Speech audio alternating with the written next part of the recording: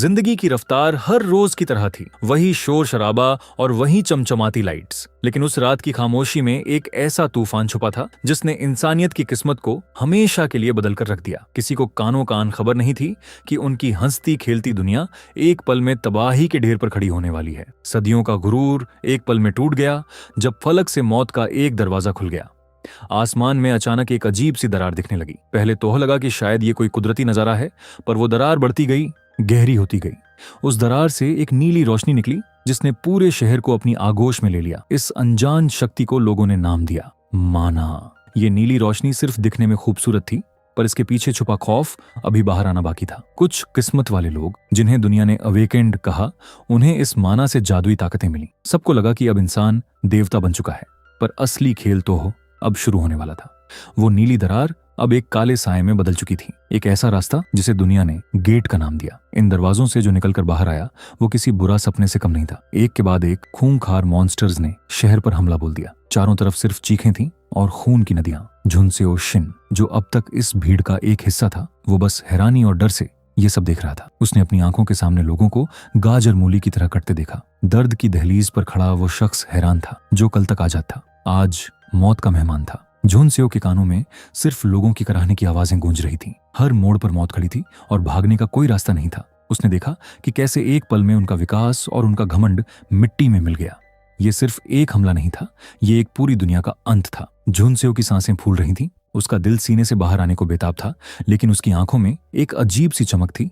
शायद ये डर की थी या फिर कुछ और जो उसके अंदर जागने की कोशिश कर रहा था। दुनिया का नया दौर शुरू हो चुका था, पर यह दौर खुशियों का नहीं बल्कि तबाही का था। हर तरफ से सिर्फ एक ही आवाज आ रही थी कि अब सब खत्म हो जाएगा।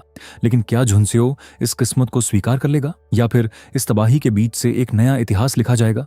लेकिन याद रखना, ये तो बस शुरुआत थी। असली खौफ तो अब दरवाजे के उस पार से कदम रख रहा था। क्या झुनसेओ अगले पल तक जिंदा बच पाएगा? झुनसेओ ने सोचा था कि अवेकेंड बनने के बाद उसकी जिंदगी बदल जाएगी। उसने कभी बड़े ख्वाब नहीं देखे थे। वो बस थक चुका था रोज की वही गुलामी से, वही हड्डियां तोड़ देने वाली मेहनत से। वो बस इतना चाहता था कि कोई उसे मारे नहीं, कोई उसका हक न छीने। पर किस्मत को शायद कुछ और ही मंजूर था। ना ताज चाहिए था, ना तख्त चाहिए था। मुझे तो बस अपनों का एक साथ चाहिए था।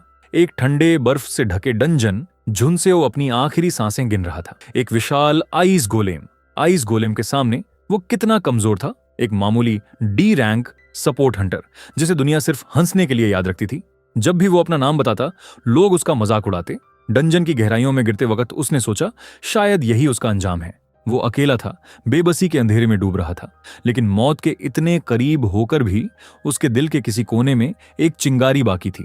झुनसेओ मरना नहीं चाहता था। इतनी आसानी से, इतनी कमजोरी से मौत को गले लगाना उसे मंजूर नहीं था। अगर मैं ताकतवर बन सकूं, अगर मैं सबसे ऊपर खड़ा हो सकूं, ये ख्याल उसके दिमाग में किसी बिजली की तरह कौंधा। भले ही वो एक सपोर्ट था, भले ही सबने उसे नकारा था, पर उसकी जीने की तड़प ने वक्त का रुख मोड़ दिया। गिरते हुए अश्कों ने जब जिद्द का रूप लिया, किस्मत ने भी हार कर अपना रास्ता बदल दिया। अचानक उसके सामने एक चमचमाती नीली विंडो प्रकट हुई।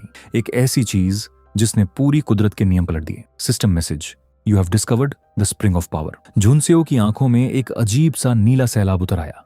उसका कमजोर शरीर अब एक नई अनजान शक्ति से भर रहा था। Conditions fulfilled, welcome player Shin Junseo. वो शख्स जो कुछ पल पहले मौत की भीख मांग रहा था, अब एक नए अवतार में खड़ा था। उसके चारों तरफ नीली तलवारें हवा में तैर रही थीं, जैसे वो किसी नए बादशाह का स्वागत कर रही हों।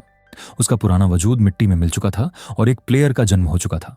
अब झुनसेओ शिन वापस आ रहा था, उन लोगों के लिए एक सवाल बनकर जिन्होंने उससे मुर्दा समझ लिया था।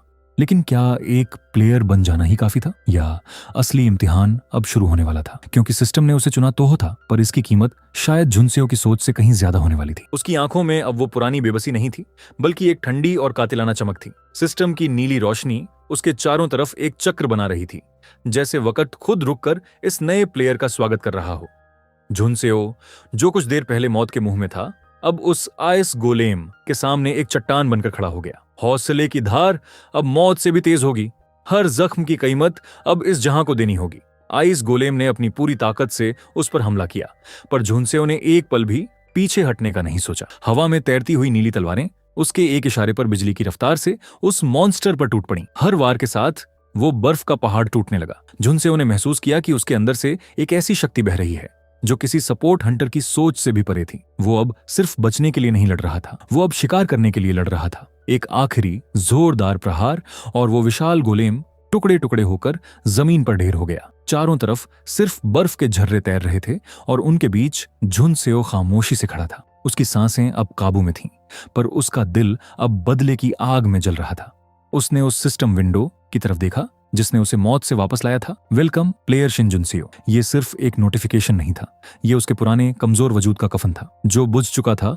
वो चिराग अब मशाल बनकर जलेगा। अब किस्मत का हर पन्ना जुनसेओ के हाथों लिखा जाएगा। लेकिन जैसे ही वो उस डंजन की गहराइयों से बाहर निकलने के लिए मुड़ा, उसे एहसास हुआ कि ये तो बस पहला लेवल था। सिस्टम ने उसे चुना तो था, पर दुनिया के लिए वो अब भी वही मामूली डी रैंक सपोर्ट था। उसने अपने घाव को देखा और उन्हें एक झटके में साफ कर दिया। अब वो डरना भूल चुका था। उसके दिमाग में सिर्फ एक ही बात थी, अब कोई भी उसे कमजोर समझने की गलती नहीं करेगा। डंजन का दरवाजा अब धीरे धीरे खुल रहा था। बाहर की दुनिया को लग रहा था कि अंदर सब खत्म हो चुका है, पर उन्हें क्या पता था कि अंधेरे से एक नया देवता जन्म लेकर बाहर आ रहा है। लेकिन असली सवाल अब यह था, क्या झुनसेओ इस नई ताकत को संभाल पाएगा या फिर यह सिस्टम ही उसे एक दिन मौत की नींद सुला देगा? असली कहानी तो अब शुरू हुई है, क्योंकि प्लेयर बनने की शर्त सिर्फ जीतना नहीं बल्कि जिंदा बचे रहना है। अब तक आपने देखा कि झुनसेओ मौत के मुंह से वापस आ चुका है, लेकिन अब जो होने वाला था उसने कुदरत के हर नियम को हिलाकर रख दिया। ये पैनल्स सिर्फ एक लड़ाई नहीं बल्कि एक नए देवता के जन्म की गवाही दे रहे हैं। जिल्लत की दहलीज से उठकर अब वो आसमान छुएगा जो कल तक डरता था मौत से। अब मौत उससे डरेगी। डंजन की उस गहरी खामोशी में अचानक एक तेज नीली रोशनी का धमाका होता है। झुनसेओ के सामने एक ऐसी तलवार प्रकट होती है जो सिर्फ शक्ति नहीं बल्कि एक विश्वासघात का अंत थी। जैसे ही उसने उस तलवार की मुठ को थामा, उसके शरीर में एक ऐसी ऊर्जा, एनर्जी दौड़ी जो किसी इंसान के बस की बात नहीं थी। उसके जख्म भरने लगे, उसकी थकान एक पल में गायब हो गई। लेकिन असली हैरानी तो तब हुई जब उसने अपने सामने खड़े उस विशाल आइस गोलेम की तरफ देखा। वो मॉन्स्टर जो कुछ देर पहले झुनसेओ को कुचल कर रख देने वाला था, अब खुद कांप रहा था। झुनसेओ ने एक कदम आगे बढ़ाया और उसके हर कदम के साथ जमीन पर बर्फ की दरारें पड़ने लगीं। उसने महसूस किया कि वो अब अकेला नहीं है। एक अनजान सिस्टम उसके हर मूव को गाइड कर रहा था। खामोशी में छिपी थी जो आग अब वो शोला बन गई। कमजोरी की हर दास्तान अब एक नया इतिहास बन गई। झुनसेओ ने अपनी नई शक्ति का पहला वार किया। वो इतना तेज था कि हवा भी चीख उठी। उसने देखा कि कैसे उसकी तलवार से निकलने वाली नीली लपटें उस पत्थर जैसे सख्त मॉन्स्टर को मिट्टी की तरह काट रही थीं। उसके दिमाग में सिर्फ एक ही बात गूंज रही थी, ये दुनिया सिर्फ ताकतवरों की है और आज से वो ताकत उसके हाथ में है। उसने महसूस किया कि उसके अंदर का वो पुराना डरा हुआ लड़का कहीं खो गया है और उसकी जगह एक पत्थर दिल हंटर ने ले ली है। System message awakening complete. Junseo की आंखें अब इंसानी नहीं रही थीं। उनमें एक नीला सैलाब था जो सब कुछ तबाह करने के लिए तैयार था। उसने उस मॉन्स्टर की गर्दन पर आखिरी वार किया और पूरा डंजन एक बार फिर लरज उठा। तबाही के धुएं के बीच झुनसेओ खामोशी से खड़ा था, जैसे वो किसी पुराने गुनाह का हिसाब चुका रहा हो। लेकिन असली खेल तो अब शुरू होने वाला था। जैसे ही डंजन का दरवाजा खुला, बाहर खड़ी दुनिया उसके इस बदले हुए रूप को देखकर दंग रह गई। वो झुनसेओ को मरने के लिए छोड़कर गए थे, पर जो बाहर आया वो उनका मसीहा था या उनका सबसे बड़ा खौफ।